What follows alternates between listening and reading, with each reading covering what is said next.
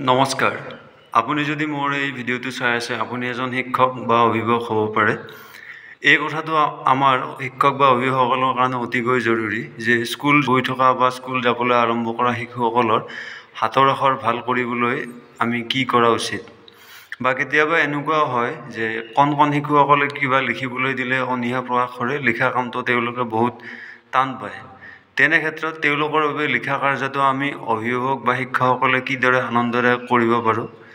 তাৰোপৰি এনেকুৱাও দেখা যায় যে কিছুমান অভিভাৱকে নিজৰ ল'ৰা ছোৱালীক আখৰ লিখা শিকাবলৈ ধৰি লওক বহি বা ফলিত আখৰবোৰ ইংৰাজী হওক বা অসমীয়াই হওক আখৰবোৰ লিখি দিয়ে আৰু শিশুটোক সেইবোৰ আখৰ চাই বা সেই লিখি দিয়া আখৰবিলাকৰ ওপৰে আগভাগ দিবলৈ দিয়ে এইদৰে আখৰ লিখা শিকোৱা দেখা যায় এইটো এটা ফলপ্ৰসূ পদ্ধতি হয়নে এনেধৰণৰ সকলোবোৰ প্ৰশ্নৰ উত্তৰ লৈ আজিৰ এই ভিডিঅ'টো লৈ আপোনালোকৰ মাজলৈ আহিছোঁ আশা ৰাখিছোঁ ভিডিঅ'টোৰ জৰিয়তে আপোনালোকে যথেষ্টখিনি উপকৃত হ'ব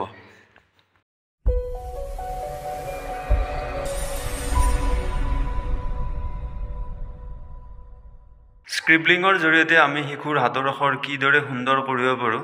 তাৰ ওপৰত মোৰ এই ভিডিঅ'টো আলোচনাৰ সুবিধাৰ বাবে আমি দুটা ভাগত আলোচনা কৰিম প্ৰথম পৰ্যায়ত থাকিব স্ক্ৰিবলিং কি আৰু দ্বিতীয়টো পৰ্যায়ত আমি আলোচনা কৰিম স্ক্ৰিবলিঙৰ প্ৰয়োজনীয়তা স্ক্ৰিবলিং কি স্ক্ৰিবলিংটো এটা লেটিন ৱৰ্ড হয় যিটো আপোনাৰ স্ক্ৰিবাৰৰ পৰা আহিছে SCRIBERE আৰু স্ক্ৰিবাৰৰ অৰ্থ হৈছে টু ৰাইট আৰু যদি মিনিং হিচাপে আমি চাব যাওঁ স্ক্ৰিবলিং মানে হৈছে ৰাইটিং সামথিং কুইকলি এণ্ড কেয়াৰলেছলি অৰ্থাৎ অসমীয়াত ক'লে এইটো হ'ব অসাৱধানতাৰে আগভাগ কৰা আৰু স্ক্ৰিবলিঙৰ জৰিয়তে 2 পৰা 4 বছৰৰ বয়সৰ যিবিলাক শিশু আছে সেই সকলোবিলাক শিশুক সামৰি লোৱা হয় আমি স্ক্ৰিবলিঙক 3টা পৰ্যায়ত ভাগ কৰিব পাৰোঁ স্ক্ৰিবলিঙৰ প্ৰথম পৰ্যায়টো হৈছে মুক্ত স্ক্ৰিবলিং বা ৰেণ্ডম স্ক্ৰিবলিং এই যিবিলাক শিশুৰ বয়স 15 মাহৰ পৰা 2.5 বছৰৰ বয়সৰ ভিতৰত হয় সেইবিলাক শিশুক এইটো পৰ্যায়ত সামৰি লোৱা হয় আপুনি স্ক্ৰীনত দেখাৰ ধৰণে এই আগভাগবিলাক হৈছে ৰেণ্ডম স্ক্ৰিবলিঙৰ সময়ত দেখা যায় যে বহুতো শিশুক দেখা যায় যে হাতত যিকোনো ধৰণৰ লিখা সামগ্ৰী এটাই পালে চক হওক পেঞ্চিল হওক বা কাঠ পেঞ্চিলেই হওক এনেকুৱা যিকোনো ধৰণৰ লিখা সামগ্ৰী পালে বেৰত লিখে নিজৰ শৰীৰত লিখে গাত আগভাগ কৰে এনেখিনি সময়ত আমাৰ পেৰেণ্টছ হিচাপে বহুখিনিৰে খং উঠে তেনে ক্ষেত্ৰত আমি শিশুসকলক দাবী ধমকি নিদি তাৰ সলনি তেওঁলোকক বহি বা তেনেকুৱা যিবিলাক লিখা সামগ্ৰী আছে তাৰলৈকে আমি কনভাৰ্ট কৰিব লাগে চেষ্টা কৰিব লাগে তেতিয়া শিশুটোৰ লিখাৰ প্ৰতি ভয় ভাৱটো আঁতৰে আৰু লিখাটো তেওঁৰ কাৰণে যে আনন্দদায়ক হয় লিখাটোৰ প্ৰতি তেওঁৰ মনোযোগটো বৃদ্ধি হয় নিয়ন্ত্ৰিত স্ক্ৰিবলিং বা কণ্ট্ৰল স্ক্ৰিবলিঙৰ এইটো হৈছে দ্বিতীয় পৰ্যায়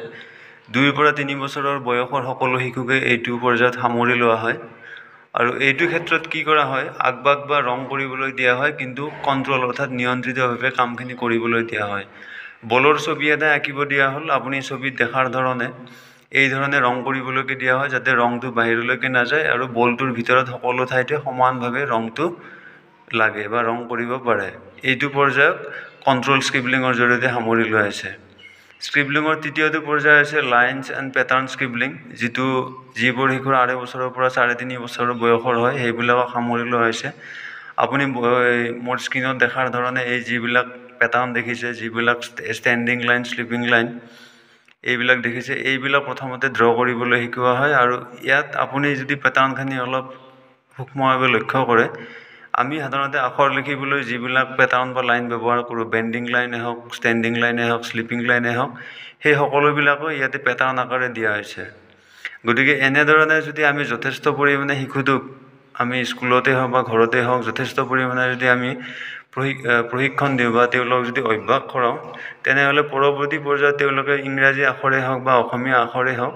লিখাতে অসুবিধা নাপায় বা টান নাপায় তেতিয়া তেওঁলোকৰ কাৰণে লিখা কামতো আনন্দদায়ক হৈ পৰা দেখা যায় স্ক্ৰিবলিঙৰ এই 3টা পৰ্যায় একেলগে প্ৰি ৰাইটিং বা প্ৰাক লিখন পৰ্যায়ত সামৰি লোৱা হৈছে কিছুমান কিতাপত এইটো প্ৰি ৰাইটিং পৰ্যায় হিচাপে উল্লেখ আছে বৰ্তমান সকলোৰে ঘৰতে এটা বিশেষ সমস্যা হৈছে শিশুক লৈ মোবাইলটোৰ সমস্যা অৰ্থাৎ শিশুটিয়ে মোবাইলটো চাই বহুখিনি সময় পাৰ কৰি দিয়ে আপুনি যদি অলপ নিজকে প্ৰস্তুত কৰি লয় বিভিন্ন কালাৰ ৰং পেঞ্চিল যদি আনি লয় বা এনেকুৱা বহি 4-5টা যোগাৰ কৰি লয় বেলেগ কালাৰৰ আজিকালি বহি কিনিবলৈ পায় মোবাইলটো চোৱাৰ সময়ত যদি আপুনি পাৰে আপুনি নিজাকৈ আগভাগ কৰি পেলাই যদি কয় আহাচো বাবু আহাচো মাইনা মই কি কৰিছোঁ চোৱা তুমিও পাৰা নেকি এনেধৰণে যদি আপুনি স্ক্ৰিবলিঙত জড়িত কৰিব পাৰে তেনেহ'লে মোবাইল চোৱাৰ পৰা আপুনি কিছু পৰিমাণে ল'ৰাটোক বা ছোৱালীটোক আপুনি দূৰত ৰাখিব পাৰে। আৰু সদায় এটা কথা মন কৰিব, যেতিয়া আপুনি শিশুক কিবা কাৰ্য কৰিবলৈ দিয়ে বা কাম তেওঁ যেতিয়া সমাপন্ত কৰি উঠে, তেতিয়া ভালেই হওক বা ভুলেই হওক আপুনি সদায় উৎসাহ জগাবলৈ নাপাৰিব। কাৰণ ল'ৰা ছোৱালীয়ে উৎসাহ পালে, প্ৰশংসা কৰিলে তেওঁলোকে আগলৈ কামটো কৰিবলৈ বেছি আনন্দ পায়, বেছি উৎসাহ পায়। গতিকে তেওঁলোকে যেতিয়াই স্ক্ৰিবলিং কৰি উঠে, বা কি ধুনীয়া হৈছে, হাত চাপৰি বজাই পেলাই তেওঁ উৎসাহ জগাব। এনেদৰে আপুনি তেওঁ শিশুটোক মোবাইল চোৱাৰ পৰা কিছু পৰিমাণে হ'লেও দূৰত ৰাখিব পাৰিব। ভিডিঅ'টোৰ আমি দ্বিতীয় পৰ্যায়লৈ আগবাঢ়িছোঁ। দ্বিতীয় পৰ্যায়ত হৈছে স্ক্ৰিবলিঙৰ প্ৰয়োজনীয়তা কি, বা আমি শিশুক স্ক্ৰিবলিং কিয় কৰাব লাগে। প্ৰথমতে হৈছে স্ক্ৰিবলিঙৰ জৰিয়তে স্ক্ৰিবলিঙৰ টাইমত ইচ্ছাকৃতভাৱে বা হওক বা অনিচ্ছাকৃতভাৱে হওক শিশুটোৱে কলম বা পেঞ্চিল বা যিবোৰ লিখা সামগ্ৰী আছে সেইবিলাক ধৰিবলৈ শিকে, যাৰ ফলত তেওঁৰ শিশুটোৰ হাতৰ জঠৰতা দূৰ হয়, হাতৰ গাঁঠিবিলাকৰ জঠৰতাটো দূৰ হয়। দ্বিতীয়তে আগবাগ কৰোঁতে বা কাগজৰ ওপৰত হাত থৈ তল ওপৰ সোঁফাল, হাতখন যেতিয়া লিখা হাতখন সোঁফাল বাওঁফাল লৰচৰ কৰাৰ ফলত হাতৰ আৰু পেঞ্চিলৰ ওপৰত যিটো গ্ৰীপ অৰ্থাৎ যিটো আয়ত্তটো বাঢ়ে। তৃতীয়তে স্ক্ৰিবলিঙৰ জৰিয়তে শিশুৰ নিজৰ হাতৰ আঙুলিৰ পেশীবোৰৰ ওপৰত নিয়ন্ত্ৰণ বাঢ়ে। আৰু চতুৰ্থতে হৈছে শিশুৰ জৰিয়তে স্ক্ৰিবলিঙৰ জৰিয়তে শিশুটোৱে কোনো এটা বস্তু সূক্ষ্মভাৱে লক্ষ্য কৰাৰ যিটো ক্ষমতা সেইটো বিকাশ হোৱা দেখা যায়। আৰু শেষত আমি ক'বলৈ গ'লে স্ক্ৰিবলিঙৰ ফলত আমাৰ শিশুৰ যিকেইটা ডেভেলপমেণ্ট গ'ল আছিলে, সেই ডেভেলপমেণ্ট গ'লকেইটাৰ ভিতৰত এটা ফাইন মটৰ ডেভেলপমেণ্ট আৰু ফাইন মটৰ স্কিল ডেভেলপমেণ্ট আছিলে। আৰু স্ক্ৰিবলিঙৰ জৰিয়তে শিশুৰ ফাইন মটৰ স্কিল ডেভেলপমেণ্ট হোৱা দেখা যায়। এইখিনিলৈকে ভিডিঅ'টো চোৱাৰ পিছত হয়তো আপোনাৰ মনলৈ প্ৰশ্ন আহিছে, স্ক্ৰিবলিঙৰ জৰিয়তে সঁচাকৈ আমি ল'ৰা ছোৱালীৰ হাতৰ আখৰ বা শিশুৰ হাতৰ আখৰ সুন্দৰ কৰিব পাৰোঁনে? সেইখিনি কথা মই অলপ সহজভাৱে আপোনাক বুজাই দিয়াৰ কাৰণে তলত মই এটা তুলনা দাঙি ধৰিছোঁ। এজন A ষ্টুডেণ্ট আছিলে আৰু এজন B ষ্টুডেণ্ট আছিলে। A ষ্টুডেণ্টজন হৈছে এনেকুৱা এজন ষ্টুডেণ্ট যিজনে ঘৰুৱা পৰিৱেশত স্ক্ৰিবলিঙৰ এই তিনিওটা পৰ্যায় যথেষ্ট পৰিমাণে অভ্যাস কৰিছে। আজিকালি অংগনবাড়ী স্কুলবিলাকতো এনেকুৱা অভ্যাস কৰা দেখা যায়। আৰু B ষ্টুডেণ্টজন হৈছে এনেকুৱা এজন ষ্টুডেণ্ট যিজনে যথেষ্ট পৰিমাণে স্ক্ৰিবলিঙৰ এই অভ্যাস কৰা নাই। তেনে ক্ষেত্ৰত কি হ'ব? A ষ্টুডেণ্টজনে আখৰ লিখা শিকিবলৈ যথেষ্ট সময়ৰ প্ৰয়োজন নহ'ব, যিহেতু সি অলৰেডি স্ক্ৰিবলিঙৰ বিষয়ে আগবাগবিলাক শিকি আহিছে। কিন্তু B ষ্টুডেণ্টজনৰ ক্ষেত্ৰত আমি কি দেখা পাম? আখৰ লিখা শিকিবলৈ যথেষ্ট সময়ৰ প্ৰয়োজন হ'ব।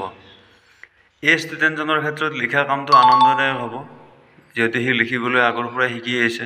কিন্তু B ষ্টুডেণ্টজনৰ ক্ষেত্ৰত লিখা কামটো টান পাব, লিখা কামটোৰ কাৰণে সি কষ্ট কৰিব লাগিব বহুখিনি। A ষ্টুডেণ্টজনৰ লিখাৰ গাঁথনিটো সুন্দৰ হ'ব, যিহেতু আমাৰ আখৰবিলাক অন্য একো নহয়, আগবাগ হয়, ষ্টেণ্ডিং লাইন, শ্লিপিং লাইন, বেণ্ডিং লাইনে হয়। আৰু লাইনছ আৰু পেটাৰ্ণত সি অলৰেডি শিকি আহিছে, গতিকে তাৰ লিখাৰ গাঁথনিটো সুন্দৰ হ'ব। কিন্তু B ষ্টুডেণ্টজনৰ ক্ষেত্ৰত লিখাৰ গাঁথনিটো সুন্দৰ নহ'ব। আৰু A ষ্টুডেণ্টজনৰ ক্ষেত্ৰত পেঞ্চিল ধৰাৰ যিটো কৌশল, সেই কৌশলটো তাক শিকাব নালাগে। কিন্তু B ষ্টুডেণ্টজনৰ ক্ষেত্ৰত আপুনি আখৰ শিকাবলৈ গ'লে তাক পেঞ্চিল কেনেকৈ ধৰিব লাগে সেইখিনিও শিকাব লাগিব। আৰু A ষ্টুডেণ্টজন ক্লাছৰ আগবঢ়া শিশু বা ছাত্ৰ ছাত্ৰী হ'ব, আৰু B ষ্টুডেণ্টজনে সি নিজে আখৰ লিখি আয়ত্ত কৰি আগবাঢ়িবলৈ যথেষ্টখিনি সময় দিব লাগিব। এই তুলনাটোৰ পৰাই আপোনালোকে ইতিমধ্যে চাগে বুজি উঠিছে যে আমি ল'ৰা ছোৱালীক ছাত্ৰ ছাত্ৰীক যে স্ক্ৰিবলিঙত জড়িত কৰিব লাগে নে নালাগে। ভিডিঅ'টো যদি আপোনাৰ কাৰণে ইনফৰ্মেটিভ হৈছে তেনেহ'লে ভিডিঅ'টো লাইক কৰিব আৰু এটা সুন্দৰ কমেণ্ট কৰিব বুলি আশা ৰাখি আজিলৈ এৰিছোঁ। ধন্যবাদ।